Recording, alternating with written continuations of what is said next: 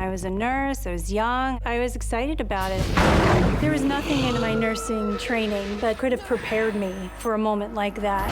Terrifying's putting it lightly. Lower energy, demonic energy. In my heart, I knew that something evil was just behind that door.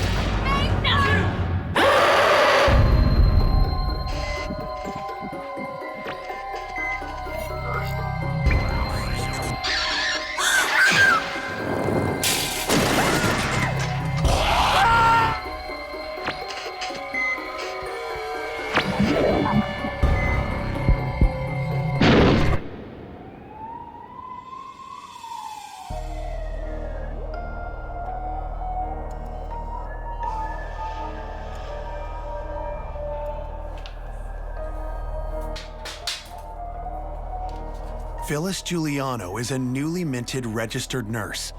She's been on the job for just a few months. I was excited about it. I was a nurse, I was young, I was working in a hospital.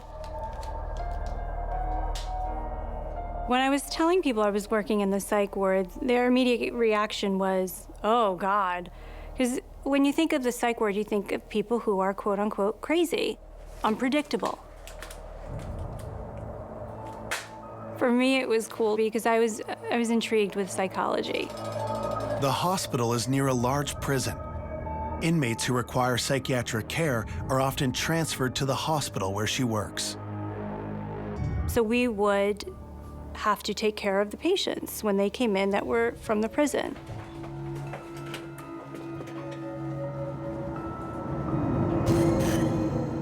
I had to administer meds that were ordered from the doctor, and I had to take blood daily to check their levels. Today, Phyllis must take a blood sample from a patient who is viewed as a safety risk for staff. Is he restrained?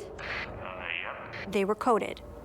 So for example, if somebody was code yellow, they didn't necessarily have to be restrained, but you couldn't go in by yourself. Code blue was the highest level of security. This particular patient was code blue. You sure? Absolutely. The security guard answers yes, patient is restrained. Tell me what was told to you about this particular patient. This patient was a transfer from the burn unit. He was recovered, but he was severely burned. The patient is struggling with many things, but fear of pain is not one of them. Phyllis knows he set himself on fire. And he was restrained because he was psychotic. I was intrigued, and I was scared. When I went into the room, there was an energy that I felt.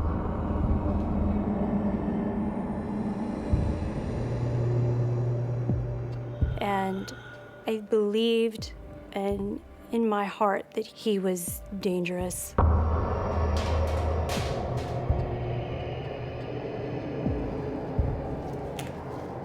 I also knew that he was HIV positive, so, the full gamut of, red flags was there.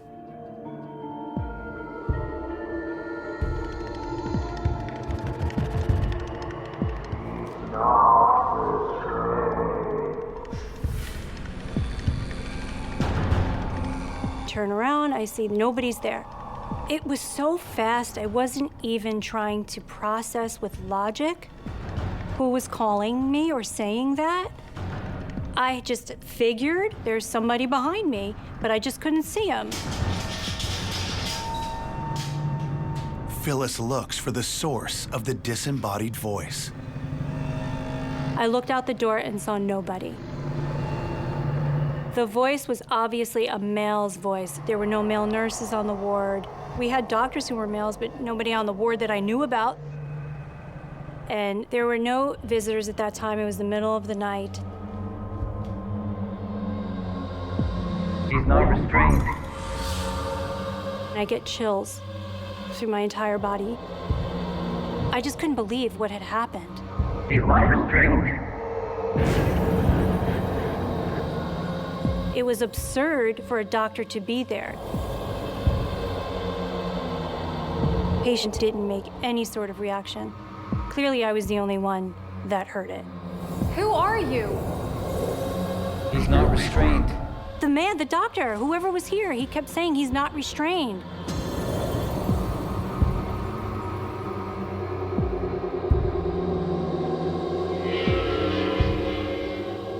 Those 3 words struck me to my core. Phyllis is shaken by the experience and is left with a question she's not sure can be answered. Who was that doctor? And they said there's no doctor. There was nobody here. The doctor in scrubs? He was just in the room with me.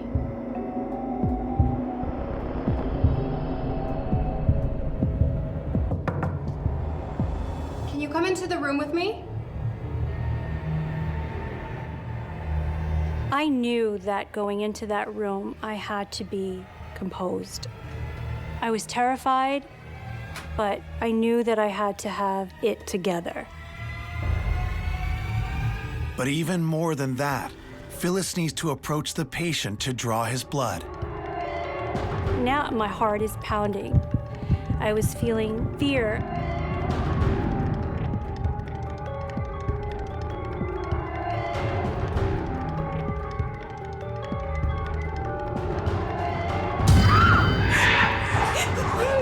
I was screaming. What the fuck? I thought he was restrained. He's not restrained. Nurse Phyllis Giuliano receives mysterious warnings about a dangerous patient. It was a punch in the face, got my mouth, my teeth. I was shocked. I was confused. How did this happen? And I'm bleeding. I was so scared and confused, and your heart is beating a mile a minute, and you're sweating. You don't even know what to do. It's almost like a deer in headlights. You're just kind of frozen. The security guard reattaches the patient's restraints, but Phyllis is looking for answers. How did this happen? How did you not know? How did you not know he wasn't restrained? We found out later there was a default in the clip. At some point during the night, it unclipped. Phyllis realizes what she's been fearing has been true all along. He's not restrained. A voice from beyond has saved her from even more harm.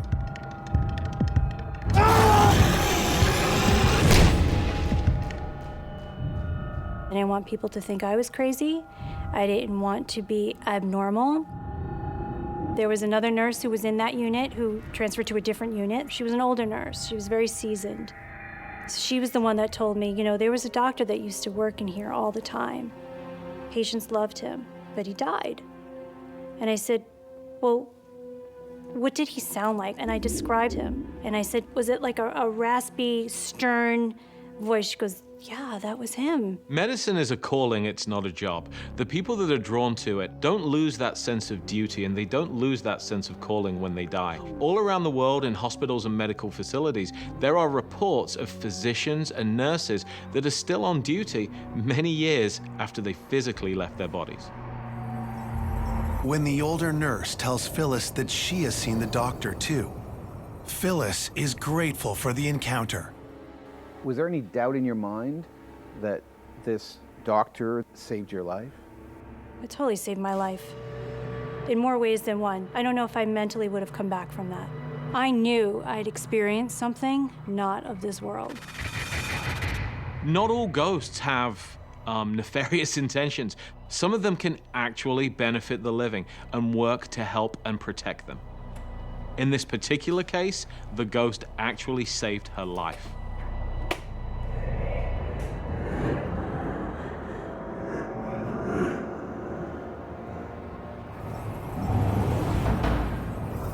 It seemed from that moment on, episodes like that for me and experiences became more frequent. Weeks into her new job, Phyllis is switched to the night shift where she meets a newly admitted patient. A woman arrived who was classified as schizophrenic. She came in through an ambulance, having an episode at home. Family member called. All doctors to the Is she not stopping? Get ready to sedate her.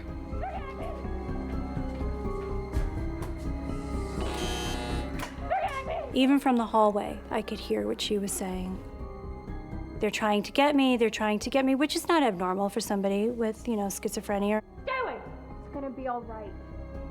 But it was something that was calling to me. I felt the need to go into the room. Of all the haunted medical facilities around the world, I think by far the most paranormally active tend to be the behavioral facilities, psychiatric wards. And if you look at the type of energies that you get in these locations, you have people that are in a great deal of emotional distress, essentially all of the time. Suddenly, the patient is eerily silent. When I first walked into the room, it was cold. However, as soon as I got in there, the cold started turning to heat. So hot. Stay away! She didn't want me there. There was something that didn't want me there. Help me!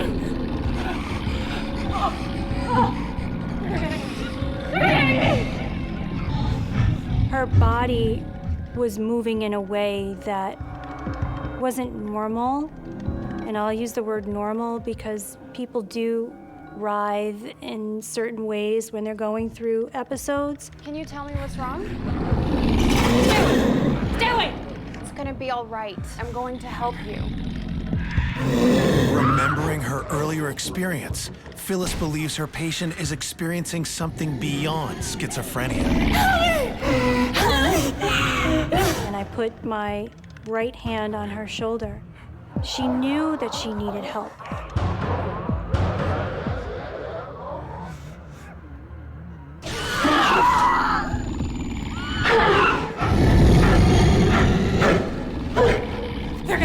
I said, I'm gonna pray over you.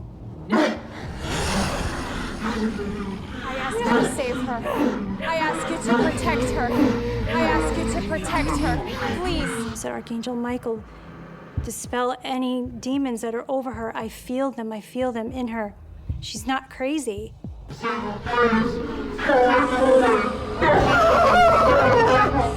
we're really talking about here is a David and Goliath situation.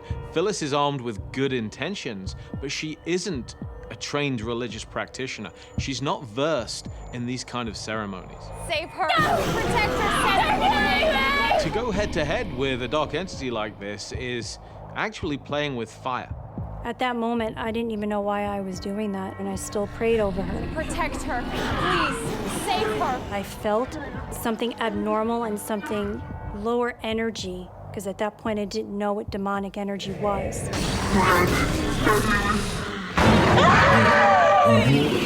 The nurse said, "What are you doing?" I said, "I'm praying over her." I knew that she was sedated. I knew that there was nothing else that could be done.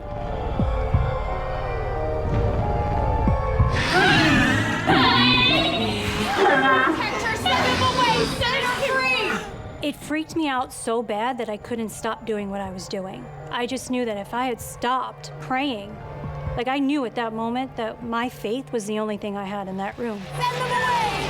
Make her free. She was in danger. Her soul was in danger.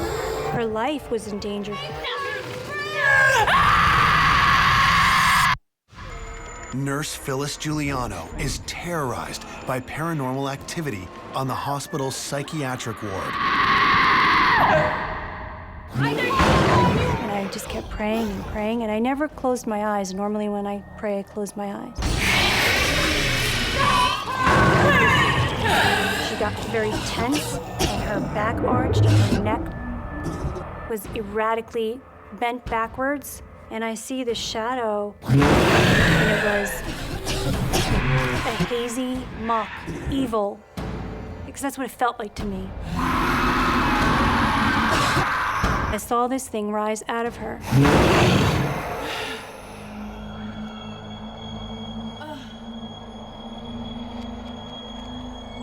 She looked relieved, as if I had just given her a magic pill for all the pain that she's been feeling to go away.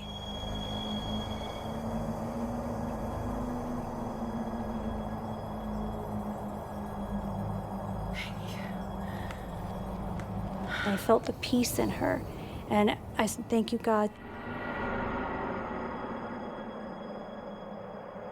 There was nothing in my nursing training that taught me or could have prepared me for a moment like that. Phyllis may well have tapped into something larger than herself, which acted as an ally in this confrontation against a dark entity. Immediately following that, when they asked, oh, she's calm now. And I said, yeah, she's sleeping. And they just figured it was the medication. I didn't know what to say to anybody. How do I explain that to somebody without looking crazy? Like, I'm still young. They're gonna put me somewhere if I come across and I say, well, I just, dispelled an evil entity from the psych lady in room 1. You just don't do that. Instead, Phyllis has to find a way to cope with how the paranormal events she experiences at the hospital change her life.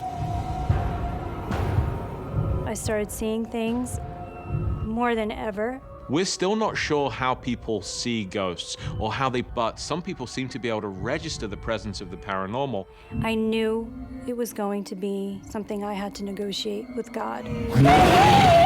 It was gnawing at me, just knowing that, you're missing your mark, girl. I gave you this gift, you need to work it. People who knew that I had these gifts started sending people to me who they felt needed help. So now I'm teaching them how to dispel their demons and to watch them heal and move on with their lives and reclaim their light. That's my reward.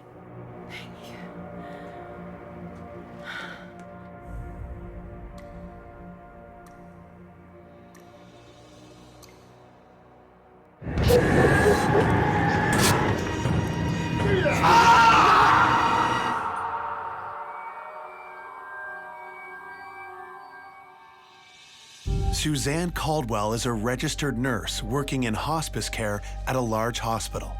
Hospice is a very different branch of nursing. Almost there. Hospice patients, they're not going to get better.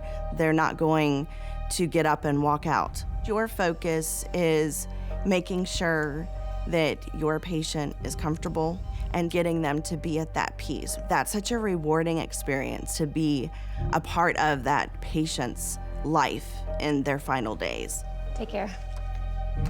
What a wonderful gift it is to go to work every day and to help people.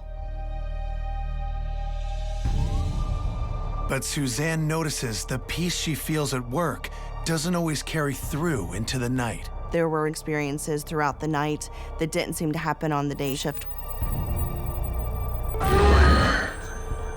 Typical routine for my shift would be I would come onto the unit and I would find out what patients I was having that night, look at their medication list to see the timing of their medications, and then go about your night, and whatever comes, happens.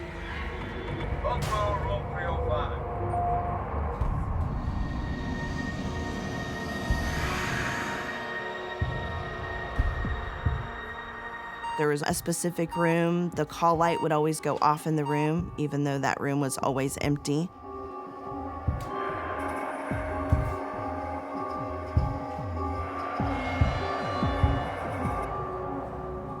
The nurses that I worked with on night shift, they knew that there was something going on.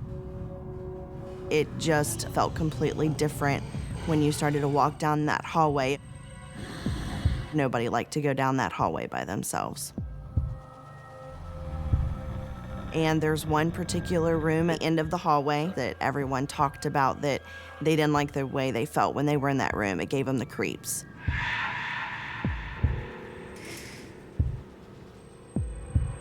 You felt like you were being watched, just a very heavy presence. You can feel that there's just a lot of things around you, but you can't see them, but you know they're there.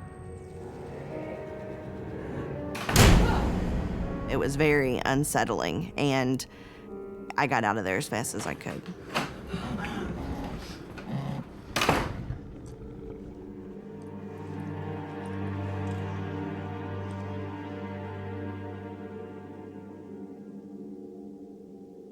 It was the beginning of my shift, and I was walking down the hallway near that room with a nurse assistant. Suzanne is stopped by a colleague who's disturbed by something he just witnessed. You don't want to go back there, girls. he happened to mention to me that, oh yeah, there's a man in that room. And so that shocked me and startled me.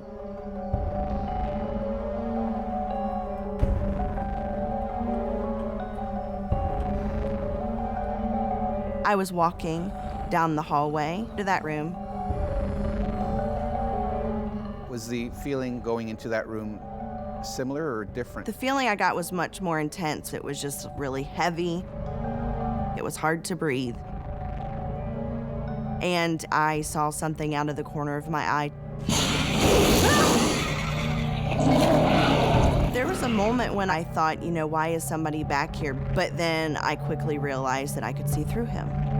I was shaken to my core, terrified. God loves me! Registered nurse Suzanne Caldwell is faced with supernatural events at work. God loves me! God loves me! God loves me! I was terrified, but I knew that God would take care of me. I got out of there as fast as I could. I knew that I was not welcomed in that room. She may have observed was something called residual energy. It may have been the impression of a person that had once stood there, but may not actually be standing there in spirit or otherwise. I didn't know that it would hurt me or that he would do anything, but it was threatening, and it's like, this is my area, get out of here. When it comes to negative entities, oftentimes in a situation where you've got one that is protective over a space, they actually don't really like to be noticed that much. And sometimes it's when they're noticed that the problem actually starts. The fright Suzanne endures brings to mind something she's tried very hard to ignore. I had these experiences my entire life of seeing and feeling things and speak out to my parents about it. But it was always, you know, it's your imagination or you're just seeing things. In 1983, I was 6 years old. The moment I woke up, I knew I was not dreaming, and immediately just felt this incredible presence. I knew I wasn't alone in the room.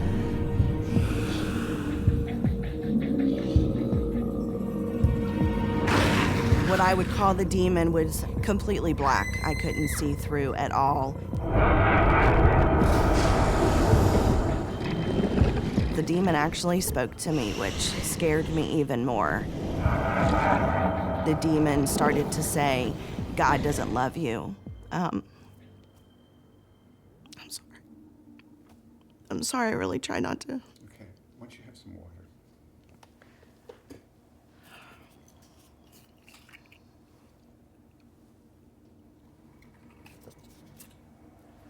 Okay. The demon started to tell me that God didn't love me.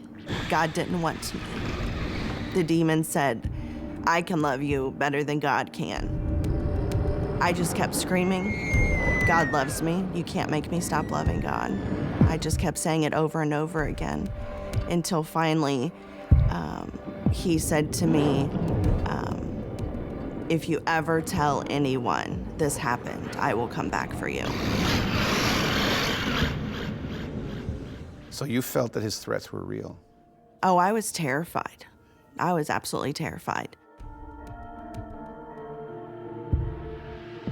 I was definitely scared growing up and going through my life, and I tried my best to forget about it, but it was still in the back of my mind, and so it got to the point that I knew it wasn't something that I could talk about. Yes. Going good so far? Yeah, going good. Just checking the whole hall. I was afraid to tell anyone because I didn't want them thinking that I was crazy. I didn't want to give a bad impression, so I kept it to myself.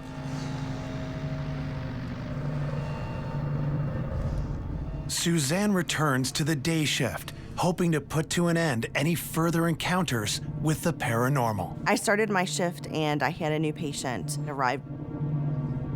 He'd been diagnosed with pancreatic cancer. You could tell that he was going to decline a little bit quickly. Hi there. In hospice, your focus is making sure that your patient is comfortable, that they're not in pain. Shall we? So your room is all ready to go? As a hospice nurse, the one thing that you can guarantee is that someone is going to pass away on your shift.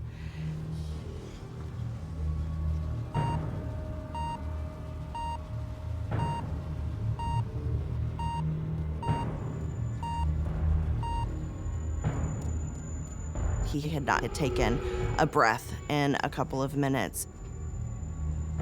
I walk over to him and listened to make sure that he did not have any respirations. I looked at his pupils to make sure they were fixed and dilated.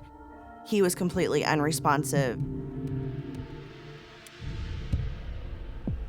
When a patient passes, we clean them up, take any IVs, any catheters, any tubings that they may have, and just get them more presentable for the funeral home. While my nursing assistant was out getting linens for the bath, I took my patient's IV out, and as I was taking the IV out of his hand, I suddenly knew that someone was watching me. I knew that I wasn't in the room by myself. It was my patient.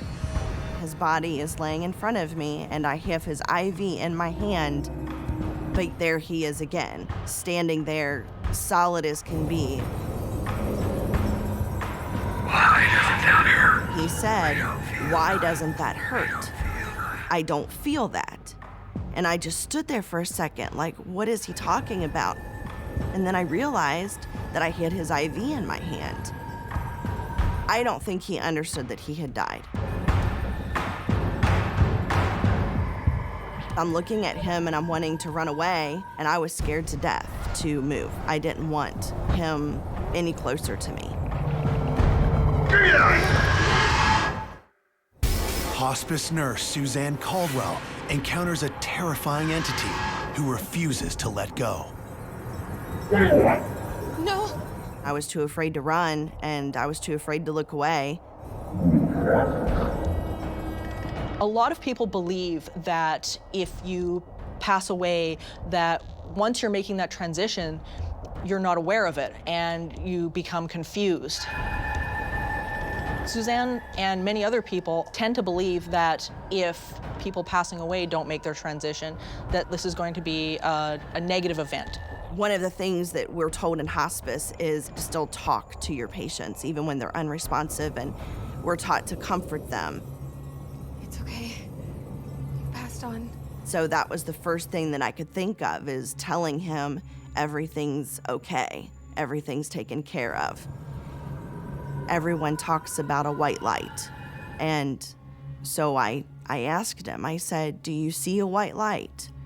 And that's where you need to go right now. That white light is full of warmth, it's full of love, and the confusion on his face went away.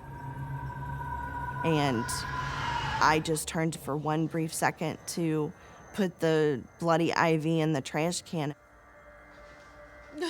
And when I looked back, he was gone.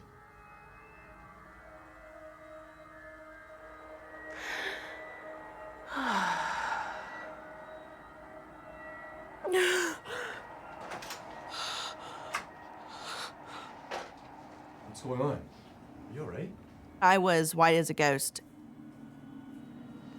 Oh, okay.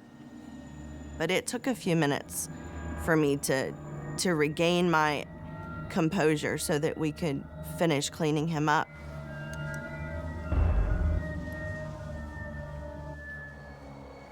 I had a good feeling that I had helped him.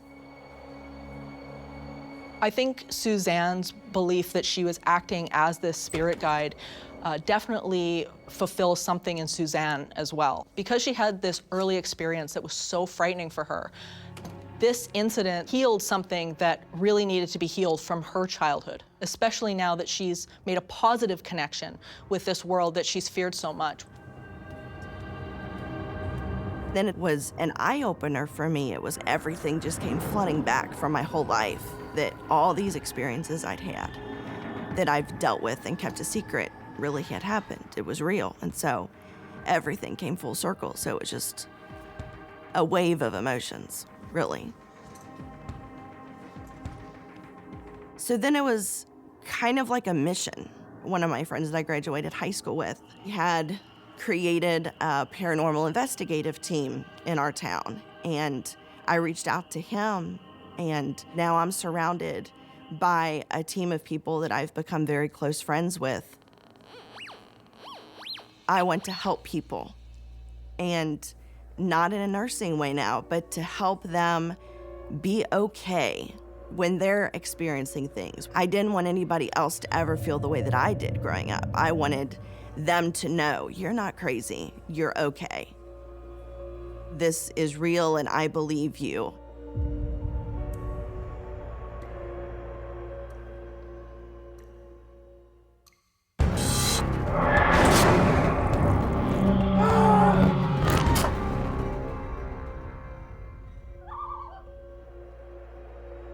"41-year-old Spencer Godet is ready for a career change and has just been hired as a cook by a hospital-affiliated nursing home.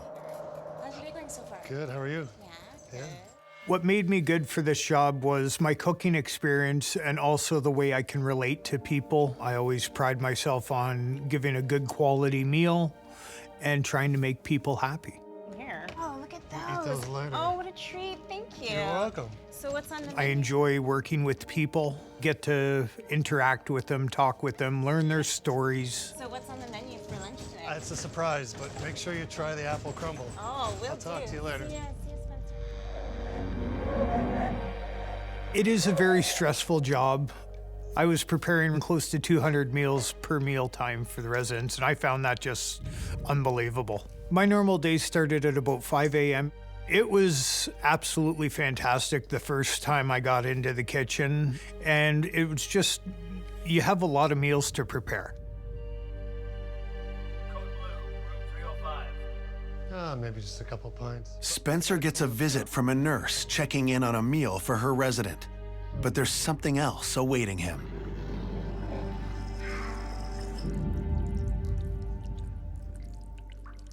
I noticed sand or mud coming up through the floor. You know what? There's like this mess in here I gotta clean up. I'll come help you.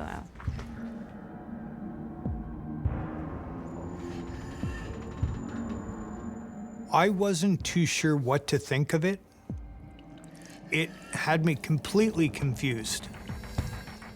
What is that? I don't know. It keeps bubbling up from here. Was it just due to the building? Just due to the fact that the building was built on an old swamp? But there's something that rattles Spencer and his coworker.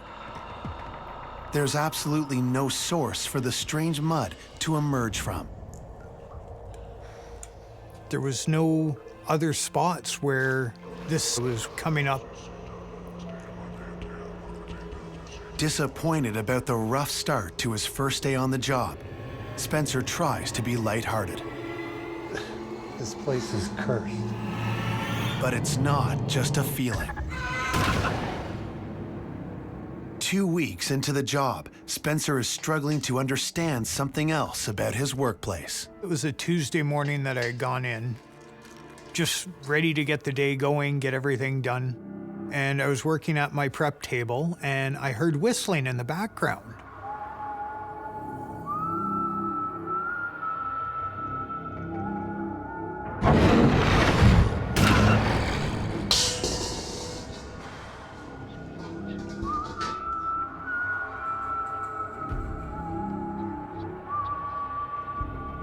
So of course I went and I looked around the corner, checked down by our dishwasher,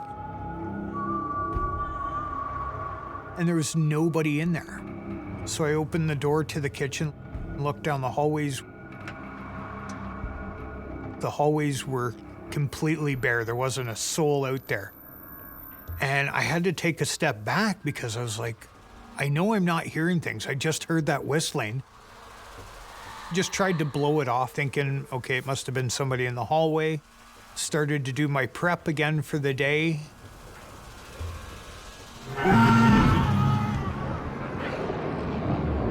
And out of nowhere, I heard something that was unexplained. And it kind of really caught me off guard. It almost sounded like an angry spirit. It just threw me for a complete loop that I literally had to stop working for a few minutes just to collect my thoughts. I felt that there was something watching over me in the kitchen, just that unexplainable presence of, you know, who's behind me, who's watching me. But the sound stops abruptly, leaving Spencer with questions he can't answer. At that moment, I was more taken aback by everything, that I didn't understand it. And thoughts he'd rather not entertain. This experience, I thought, was a once-in-a-lifetime experience. Unfortunately, it seemed to have opened the door to a lot more.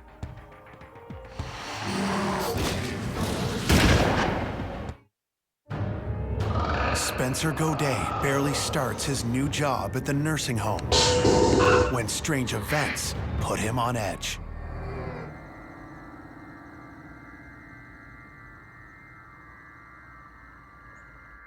I'd be in 5 o'clock in the morning, get breakfast ready for the residents that were at the facility. I was always alone in the morning, and that's when any type of unexplained activity happened.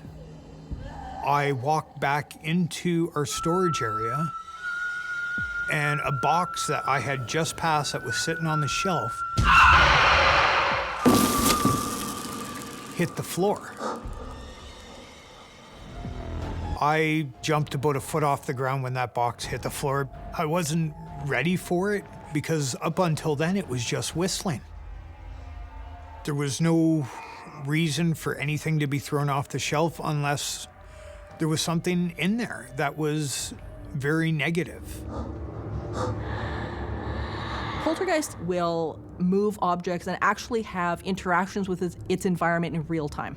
Spencer, he's bombarded with a number of different sensory experiences that can be really frightening for somebody who has never experienced this before. It was trying to get my attention, and it scared the living bejesus out of me. Hey. Oh, he's scared. What happened? At one point, I was starting to doubt myself. I thought maybe I was going crazy and this wasn't actually happening. I decided to start asking coworkers if they had experienced the whistling or just any type of unexplained activity that had happened. What is happening here? The things you're talking about. And Spencer finds out something shocking. You're not the first person to talk about stuff like this. Apparently, They looked at me and said there was a gentleman who had recently passed that enjoyed whistling.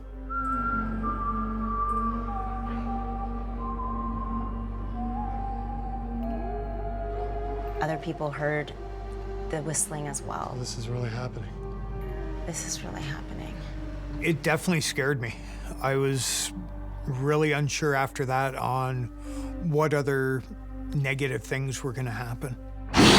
Spencer soon learns about other paranormal activity in the nursing home.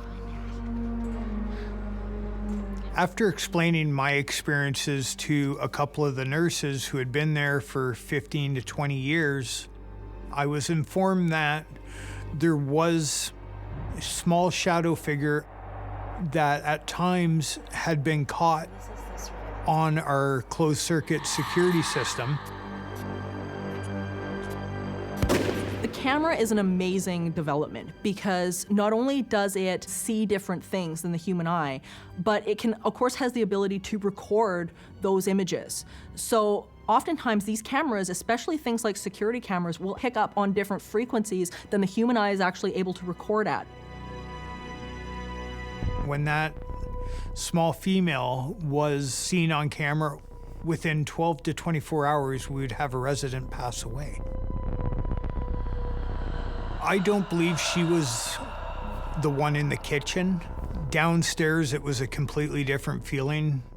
Spencer's awareness of the spirits haunting the residents only adds to his anxiety. My senses were heightened. I actually started to look for it,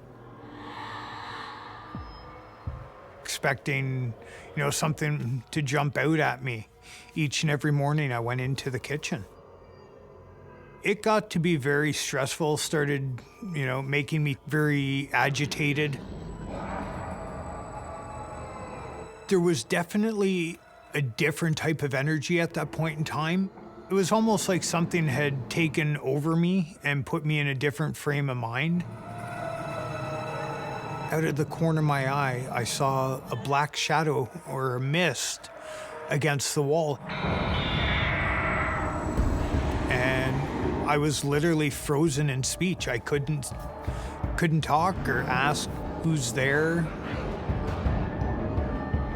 It was just a weird sensation. I was still able to see through it. The black cloud looked like a figure, and it was there against the wall and gone. So that must have been really terrifying for you. Terrifying's putting it lightly. I believe it was from a negative entity that was affecting me.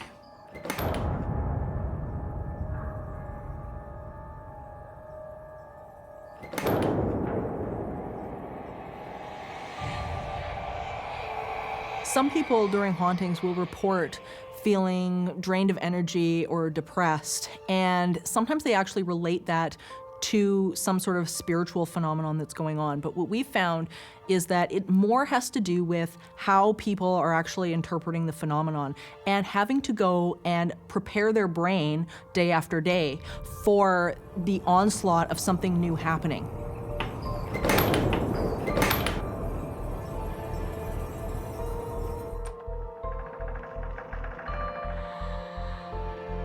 During a haunting, there's many different things that can be going on, and what can be really difficult, especially for the people that are experiencing it, is the fact that the activity may not be connected to each other.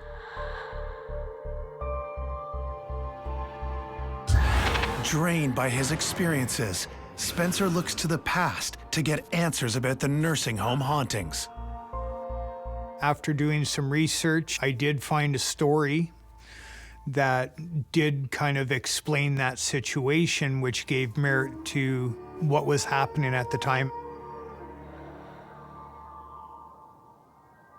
The story I had discovered was at one point in time, there was a girl and her father. He had gone hunting, and apparently there was a large storm.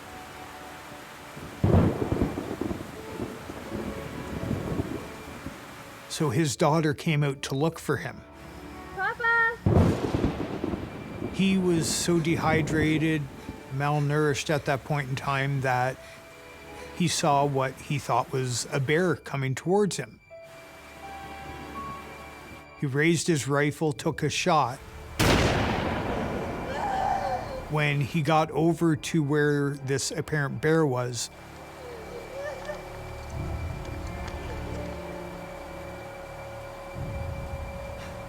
it was his daughter. So he had accidentally shot his daughter and killed her.